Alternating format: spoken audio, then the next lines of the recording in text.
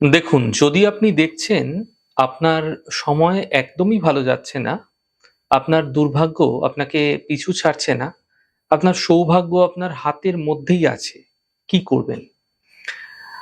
ছোট দুটো উপায় আমি আপনাদের বলে দিচ্ছি, এই উপায়গুলি আপনারা করে নেবেন।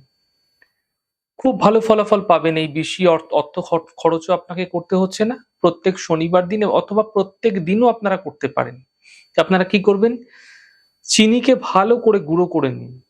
ভালো করে চিনি গুঁড়ো এবং আটার গুঁড়ো সমপরিমাণ মিশিয়ে একটি কৌটোর মধ্যে রেখে দিন।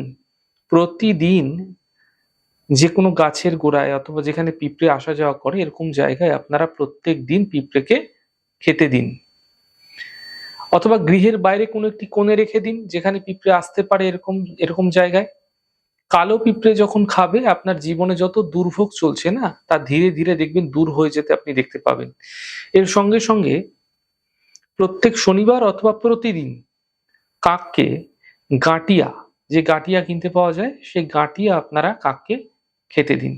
গাঁটিয়া খেতে কাক খুব ভালোবাসে। এই প্রক্রিয়া প্রত্যেকদিন করে যান। একটু ধৈর্য ধরে করুন।